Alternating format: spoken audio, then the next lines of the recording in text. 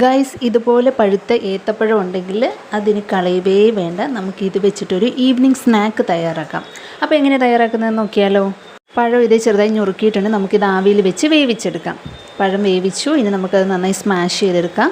ഇനി ഇതൊരു ബൗളിലേക്ക് മാറ്റാം. വറുത്ത അരിപ്പൊടി, മൈദ, റവ എന്നിവ ഞാൻ ഇതിലേക്ക് ആഡ് ചെയ്തു. അതോടൊപ്പം തന്നെ നെയ്യും കൂടെ ചേർത്തിട്ടുണ്ട്. നെയ്യ് ഓപ്ഷനിലാണ്. നന്നായി മിക്സ് ചെയ്തു. നമുക്കിനി അത് ചെറിയൊരു ബോളായിട്ട് സെറ്റ് ചെയ്തെടുക്കാം. ബോൾ എന്നല്ല, നിങ്ങൾക്ക് ഇഷ്ടമുള്ള ഷേപ്പ് ഏതാണോ അതിൽ നിങ്ങൾക്ക് സെറ്റ് ചെയ്യാവുന്നതാണ്. അപ്പോൾ ഞാനിത് ചെറുതായി ഉരുട്ടി ചെറിയൊരു ബോളിൻ്റെ ഷേപ്പിലാക്കിയിട്ടുണ്ട്. ഇനി നമുക്ക് ചെയ്യേണ്ടത് ബാക്കി മുഴുവനും അതുപോലെ തന്നെ സെറ്റ് ചെയ്തെടുക്കാം. അപ്പോൾ ഞാനിത് മുഴുവനായിട്ടും ഇവിടെ സെറ്റ് ചെയ്തെടുത്തിട്ടുണ്ട്. പാനിൽ ഓയിലൊഴിച്ച് നമുക്ക് ചൂടാക്കാൻ വയ്ക്കാം. അങ്ങനെ നമ്മുടെ ഓയിൽ ചൂടായിട്ടുണ്ട്. നമുക്കിതിലേക്ക് ഓരോ ബോൾസായിട്ട് ഇട്ട് കൊടുക്കാം.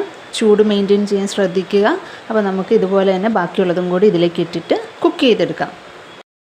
അപ്പോൾ ഞാനിത് ഓരോന്നായി ഇട്ട് കൊടുക്കുന്നുണ്ട്. നമുക്കിപ്പോൾ അത് അടിയിൽ പിടിക്കാതെ ഇങ്ങനെ തിരിച്ചും മറിച്ചും ഇട്ട് നമുക്ക് കുക്ക് ചെയ്തെടുക്കാം. പഴം മാത്രമേ വെന്തിട്ടുള്ളൂ, ബാക്കിയുള്ളത് ആയിട്ടില്ല. അപ്പോൾ ഇത് ഞാൻ ഫസ്റ്റ് ബാച്ച് എടുത്തു, സെക്കൻഡ് ബാച്ച് സെറ്റായി. അങ്ങനെ നമ്മുടെ ഈവനിങ് സ്നാക്ക് പഴം കൊണ്ടുള്ള ബോൾസ്, ബനാന ബോൾസ് ഇവിടെ സെറ്റായിട്ടുണ്ട്.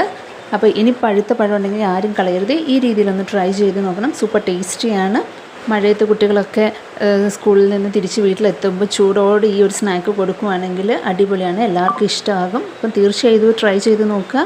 ഇഷ്ടപ്പെട്ട ലൈക്ക് ചെയ്യുക, ഷെയർ ചെയ്യുക, കമൻറ്റ് ചെയ്യുക, ബെൽ ബട്ടൺ കൂടി ഒന്ന് പ്രസ് ചെയ്യുക. ചാനൽ സബ്സ്ക്രൈബ് ചെയ്യാൻ മറക്കരുതേ. താങ്ക്